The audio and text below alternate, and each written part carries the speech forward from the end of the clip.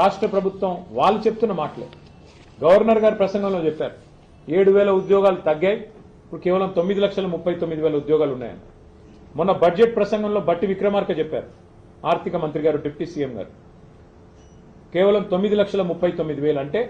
నేను దిగిపోయిన నాడున్న ఉద్యోగాల కంటే 7,000 ఉద్యోగాలు ఇవాళ రాష్ట్రంలో ఐటీ రంగంలో తగ్గినాయని చెప్పి రాష్ట్ర ప్రభుత్వమే స్వయంగా ఒప్పుకుంటా ఉంది దీనికి కారణాలు ఏమైనప్పటికీ ఇవాళ మంత్రి గారిని మేము అడిగింది ఏమంటే ఇన్ఫ్రాస్ట్రక్చర్ ఉంది వరంగల్లో బ్రహ్మాండమైన ఐటీ హబ్ కట్టినాం అక్కడ ఒక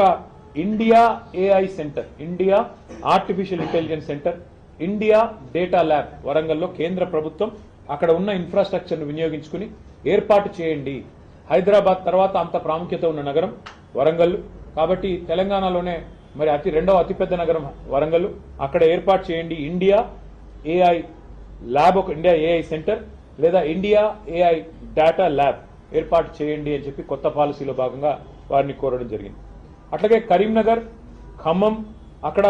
సైబర్ సెక్యూరిటీకి సంబంధించిన ఒక ఆర్టిఫిషియల్ ఇంటెలిజెన్స్ కేంద్రాన్ని ఏర్పాటు చేయండి సెంటర్ ఆఫ్ ఎక్సలెన్స్ ఏర్పాటు చేయండి అని వారిని కోరాం అట్లాగే సెమీ కండక్టర్ డిజైన్ మరియు డీప్ టెక్ రంగాల మీద మరి దృష్టి సారించే విధంగా STPI centre software technology parks of India సెంటర్లను centre of excellence centre for entrepreneurship కూడా ఏర్పాటు చేయండి మీకు ఇష్టమైన చోట అది మహబూబ్నగర్ కావచ్చు నల్లగొండ కావచ్చు మీకు ఇష్టమైన చోట ఈ 10 ప్రాంతాలు ఉన్నాయి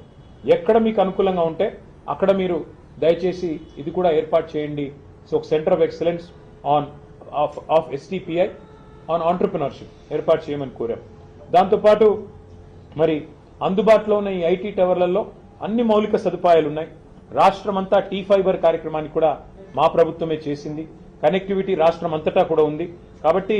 పాలసీ ఫ్రేమ్వర్క్ కూడా సిద్ధంగా ఉంది ఇన్ఫ్రాస్ట్రక్చర్ సిద్ధంగా ఉంది ఈ అన్ని నగరాలు అన్ని పట్టణాలు ఇప్పటికి మా ప్రభుత్వం వచ్చింటే ఉపాధి కేంద్రాలుగా మారే అవకాశం ఉంది యంగ్స్టర్స్ కి హైదరాబాద్ కి బెంగళూరుకి పోయే అవసరం లేకుండా ఇంకా ఎక్కువ ఐటీ విస్తరణ జరిగేదానికి మా ప్రణాళికలు ఉండినాయి కానీ ఈ ప్రభుత్వం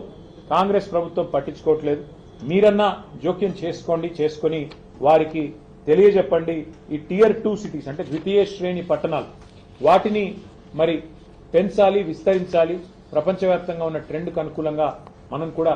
ఏఐని వినియోగించుకోవాలి ఆర్టిఫిషియల్ ఇంటెలిజెన్స్ ని అందులో భాగంగానే ఏఐ డేటా ల్యాబ్స్ కానీ ఏఐ సెంటర్స్ కానీ ఏర్పాటు చేయండి అని చెప్పి మరి కేంద్ర మంత్రి గారికి కొన్ని విలువైన సూచనలు కూడా చేయడం జరిగింది దాదాపు అన్ని విషయాలు కూడా వారు విన్నారు మరి విని తప్పకుండా పరిశీలిస్తానని చెప్పి మాటిచ్చారు మాటిచ్చిన తర్వాత మరి రైల్వే అదేవిధంగా ఐటీ 2 రంగాలకు సంబంధించి కూడా చాలా సావధానంగా అన్ని కూడా వారికి వివరించి చెప్పాము న్యాయం జరుగుతుంది అని చెప్పి ఆశిస్తాము థ్యాంక్ యూ ఢిల్లీకి వస్తుంది సీఎం రేవంత్ రెడ్డి ఉంటున్నటువంటి సమయంలో కేటీఆర్ వస్తున్నారు ఇద్దరేదో కోఆర్డినేషన్ చేసుకోవడానికి మీటింగ్ పెట్టుకోవడానికి వస్తున్నారని చెప్పి మధ్యాహ్నం ధర్మపురి అరవింద్ కామెంట్ అంటే ఆయన జూబ్లీ హిల్స్ లో ఉంటాడు నేను కొద్ది దూరంలో ఉంటాను మాకు ఢిల్లీ దాకా రావాల్సిన అవసరం సీక్రెట్ మీటింగ్ అంటే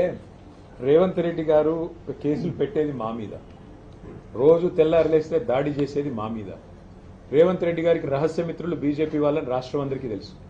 ఎందుకు ఇప్పుడు కేంద్ర మంత్రి బండి సంజయ్ గారి కొడుకును 9 రోజులు అరెస్ట్ చేయకుండా కాపాడింది రేవంత్ రెడ్డి గారు అని అందరికీ తెలుసు కేంద్ర మంత్రి మరి కేంద్ర పథకంలో అమృత్ పథకంలో రేవంత్ రెడ్డి గారి బావమరిది కాంట్రాక్ట్లు ఇచ్చింది ఎవరో అందరికీ తెలుసు కేంద్ర మంత్రులు ఇక్కడ ఉన్న వాళ్ళందరికీ తెలుసు అట్లాగే ఇవాళ సింగరేణిలో కుంభకోణం జరుగుతుంటే కూడా అక్కడ సృజన్ రెడ్డి గారి నాయకత్వంలో రేవంత్ రెడ్డి గారి బావమరిది గారి నాయకత్వంలో భారీ కుంభకోణాలు జరుగుతుంటే మేము వచ్చి ఇక్కడ కంప్లైంట్ చేస్తే కూడా కేంద్ర ప్రభుత్వం స్పందించట్లేదని అందరికీ తెలుసు హైదరాబాద్ సెంట్రల్ యూనివర్సిటీ భూముల మీద మేము ఉద్యమం చేస్తే పిల్లలు ఉద్యమం చేస్తే అల్టిమేట్ గా సెంట్రల్ ఎంపవర్డ్ కమిటీ మరి సుప్రీంకోర్టు అపాయింట్ చేసిన కమిటీ వచ్చి దీన్ని వెంటనే విచారించండి ఈడీ అని చెప్పారు ఇంతవరకు మరి అతి లేదు గతి లేదు ఈడీ దాడులు జరిగితే రాష్ట్రంలో మంత్రుల మీద పొంగులేటి శ్రీనివాసరెడ్డి మీద 2 ఏళ్ల తర్వాత కూడా ఇంతవరకు కేసు లేదు కాబట్టి ఎవరికి రహస్య మిత్రులు ఎవరితో కలిసి ఉన్నారు రాష్ట్ర ప్రజలకి తెలుసు మీకు తెలుసు మరి మాకు రేవంత్ రెడ్డి గారిని కలవాల్సిన అవసరం కానీ రేవంత్ రెడ్డి గారితో సంభాషించాల్సిన అవసరం కానీ మాకు లేదు రేవంత్ రెడ్డితో తలపడుతున్నాం ఆయన అరాచకాలను ఇవాళ ఒక మాట చెప్పాలంటే నిన్న హైకోర్టు చెప్పింది